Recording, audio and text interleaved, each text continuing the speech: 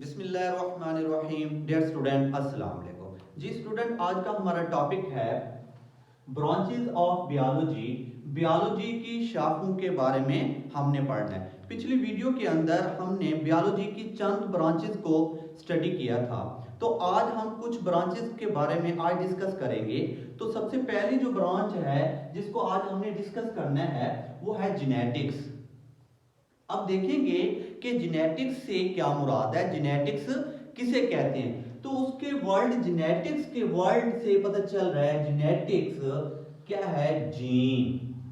यहां से उसके वर्ड से क्या पता चल रहा है, जीन। अब देखेंगे कि जीन क्या होता है, ये आगे पढ़ते हैं। सबसे पहले हम देखते हैं कि जेनेटिक्स किसे कहते हैं। वो कहता है genetics is the branch of biology. Genetics is the branch of biology that deals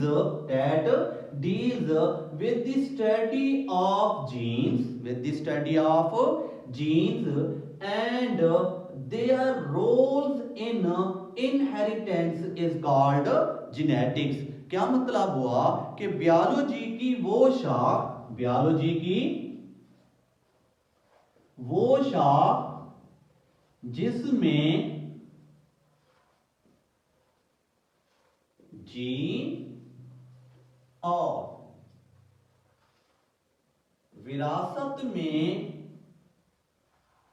उनके किरदार का क्या करना, मुतालिया करना। जीन और विरासत में उनके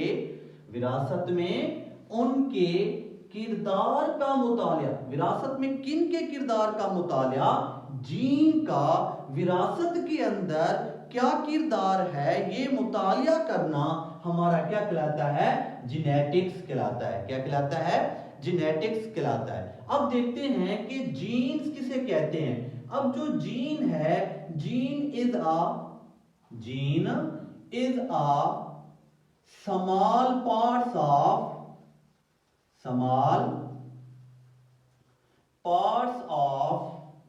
DNA is called gene। के डीएनए के छोटे हिस्सों को या हिस्से को आप क्या कहते हैं, जीन का नाम देते हैं। अब इन्हीं ही जीन का विरासत के अंदर, इनहेरिटेंस के अंदर क्या करना, किरदार का इल्म लगाना, उनका पता लगाना, उनके किरदार का मुतालिया करना, हम उसको क्या कहते हैं, जेनेटिक्स का नाम देते हैं। अब यहां पे एक वर्ड यूज है, इनहेरिटेंस, विरासत। अब हम देखेंगे कि विरासत से क्या मुराद है। तो आइए देखते हैं विरासत क्या है भाई। द ट्रांसमिशन ऑफ कैरेक्टरिस्टिक्स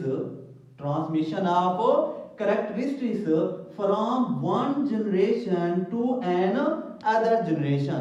क्या मतलब हुआ कि खसूसियात का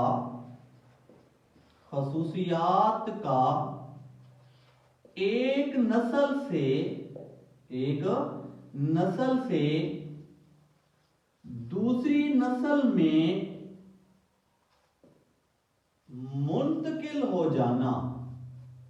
खसूसियात का एक नस्ल से दूसरी नस्ल में मुंतकिल हो जाना, हम उसको क्या कहते हैं, विरासत का नाम देते हैं। अक्सर आपने सुना होगा या हम सुनते हैं कि फलां जो बच्चा है, उसकी फलां जो बच्चा है, उस बच्चे की जो आईज हैं, जो आंखें हैं, वो अपने बाप की तरह हैं। उसकी जो आंखें हैं किसकी तरह हैं, अपने बाप की तरह हैं। उसके बाप की जिस तरह आंखें हैं, उसके बेटे की भी वैसे आंखें हैं। तो यहां से देखें, जो उसके बाप के आईज की खसूसियात हैं, वही खसूसियात हमें किसके अंदर नजर आ रही हैं, उस बेबी के अंदर, उसके बच्चे के अंदर नजर आ रही हैं। तो इसी तरह इन खसूसियात का पेरेंट्स से, वालिदैन से, खसूसियात का किसके अंदर, वालिदैन से बच्चों के अंदर मुंतकिल हो जाना, चले जाना, हम उसको क्या कहते हैं, इनहेरिटेंस, विरासत का नाम देते हैं। तो नेक्स्ट बायोलॉजी की जो ब्रांच है वो क्या है, टैक्सोनॉमी। नेक्स्ट ब्रांच कौन सी है, टैक्सोनॉमी। अब इसको समझते हैं कि टैक्सोनॉमी से क्या मुराद है, टैक्सोनॉमी किसे कहते हैं। अब टैक्सोनॉमी जो है ये दो अल्फाज का मजमुआ है। टैक्सोनॉमी दो अल्फाज से मिलकर एक लफ्ज क्या बना हुआ है, टैक्सोनॉमी। अब देखते हैं वो दो अल्फाज कौन कौन से हैं। तो सबसे जो पहला अल्फाज है वो है टैक्सा। क्या है, टैक्सा। और जबकि दूसरा जो लफ्ज है वो है नोमी। क्या लफ्ज है, नोमी। नुमान से नोमी नहीं। देखते हैं कि टैक्सा का मतलब क्या होता है और नोमी का मतलब क्या है। तो टैक्सा मीन्स होता है ग्रुप्स। टैक्सा मीन्स क्या होते हैं, ग्रुप्स को कहते हैं, क्लासिफिकेशन को कहते हैं। जबकि नोमी का मतलब क्या होता है, giving the scientific name. Name, नाम देना, नाम रखना। अब यहां पे देखते हैं कि किस चीज के हमने ग्रुप्स बनाने हैं और किस चीज के हमने क्या रखने, उनके नाम रखने हैं। तो हम क्या करेंगे, ऑर्गेनिज्म के, जानदारों के हमने क्या बनाने हैं, ग्रुप्स बनाएंगे और उनके साइंटिफिक नेम भी देंगे, उन ग्रुप्स के नाम भी रखेंगे। तो इसको हम क्या कहते हैं, टैक्सोनॉमी। बायोलॉजी की ब्रांच टैक्सोनॉमी के अंदर क्या करते हैं, हम जानदारों की क्लासिफिकेशन करेंगे और फिर उनकी क्लासिफिकेशन करने के बाद, उनके ग्रुप्स बनाने के बाद हम उनके क्या रखते हैं, नेमिंग रखते हैं, नाम रखते हैं। तो उसको हम क्या कहते हैं, टैक्सोनॉमी। तो आइए इसको डिफाइन करते हैं। Taxonomy is the branch of biology. Taxonomy is the branch of biology that deals with the study of the naming and classification of organism is called taxonomy। कि बायोलॉजी की वो शाख जिसमें जानदारों के ग्रुप्स या क्लासिफिकेशन, जिसमें क्या करते हैं, हम जानदारों के ग्रुप्स बनाएं और उनके नाम सेंसी लिख दें, उनके सेंसी नाम रखे जाएं। तो उसको हम क्या कहते हैं, टैक्सोनॉमी का नाम देते हैं। तो आइए नेक्स्ट बायोलॉजी की जो ब्रांच हमने स्टडी करनी है वो है पैलेंटोलॉजी। कौन सी ब्रांच है, पैलेंटोलॉजी के बारे में हमने पढ़ना है। तो देखते हैं कि जो पैलेंटोलॉजी है ये भी दो अल्फाज का मजमुआ है। पैलेंटोलॉजी कितने अल्फाज का मजमुआ है, दो अल्फाज का मजमुआ है। सबसे पहला जो लफ्ज है पैलेंटो। अब देखेंगे कि इस पैलेंटो का मतलब क्या होता है। अब पैलेंटो मीन्स क्या है, फोसिल्स। पैलेंटो मीन्स क्या है, फोसिल्स को कहते हैं। जबकि दूसरा जो लफ्ज है लोजी, इस लोजी का मतलब क्या होता है, टू स्टडी। टू स्टडी, क्या करना, मुतालिया करना। क्या करना, मुतालिया करना। अगर हम इन दोनों अल्फाज को मिलाएं, पैलेंटो और लोजी को एक साथ मिला के पढ़ें तो लफ्ज हमारे पास क्या बनता है, पैलेंटोलॉजी। इसी तरह अगर इन दोनों अल्फाज के मीनिंग को एक साथ मिलाएं तो हमारे पास क्या बनेगा कि स्टडी ऑफ फोसिल्स। फोसिल्स का क्या करना, मुतालिया करना। फोसिल्स का क्या करना, मुतालिया करना। हम उसको क्या कहते हैं, पैलेंटोलॉजी कहते हैं। तो आइए यहाँ पे जो वर्ड यूज हुआ है फोसिल्स, अब वो देखते हैं कि ये फोसिल्स क्या होता है। फोसिल्स मीन्स क्या है, वो कहता है fossils is the remains of extent organism. Remains of extent. Extent का मतलब क्या होता है, नापैद। क्या होता है, नापैद। नापैद जानदारों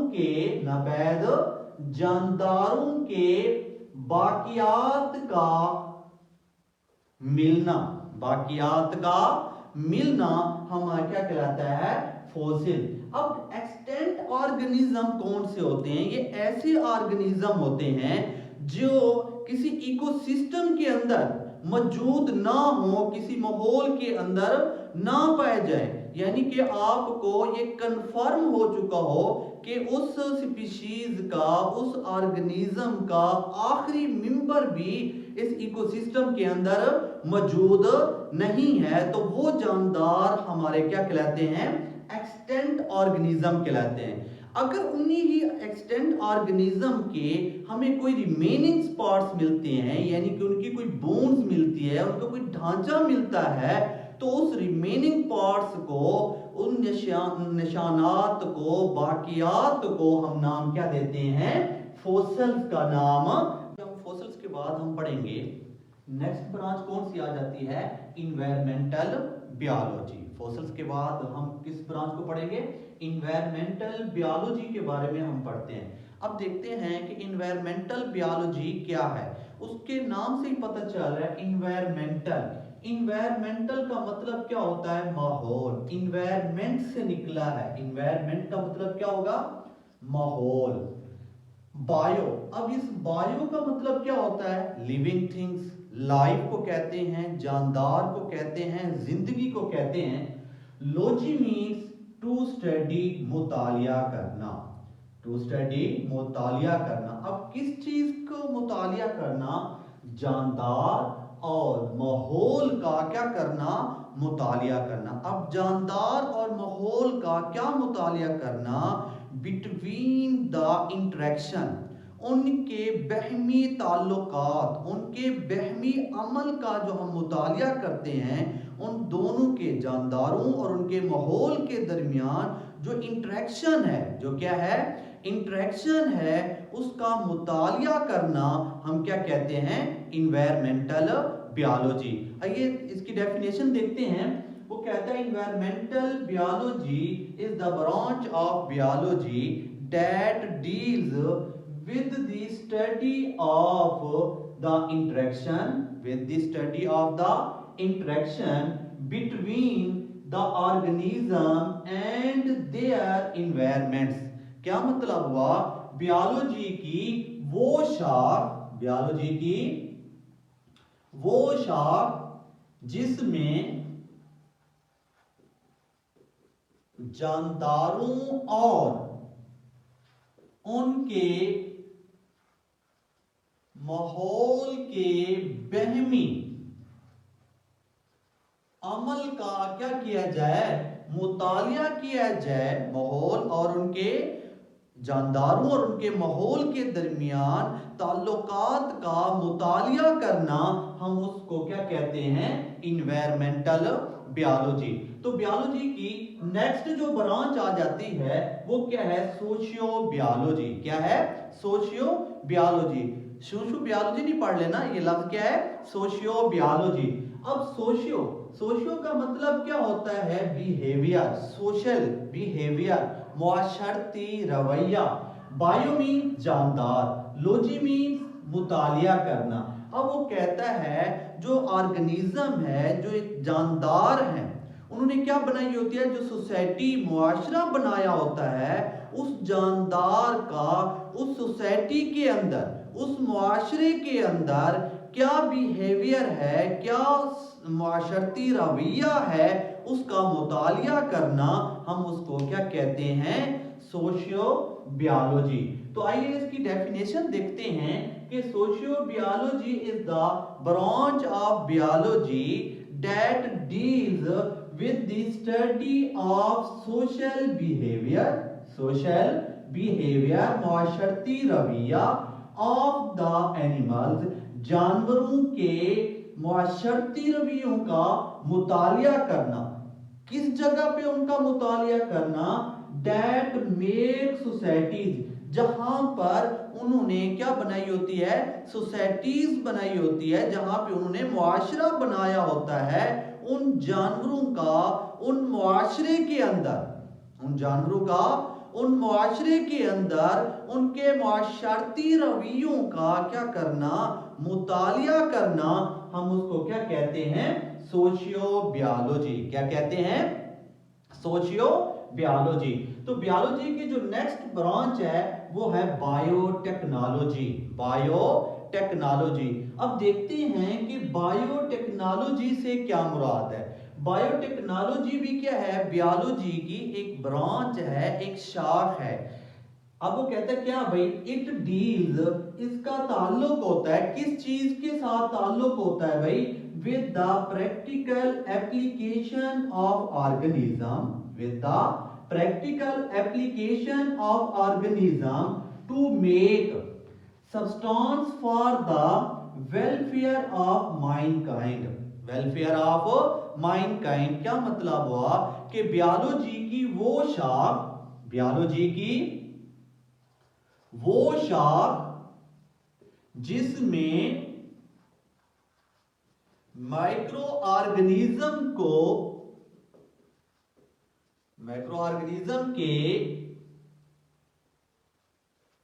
इस्तेमाल से, माइक्रो ऑर्गेनिज्म के इस्तेमाल से ऐसे मादे बनाना, सब्सटेंस मींस ऐसे मादे बनाना जो इंसानियत के लिए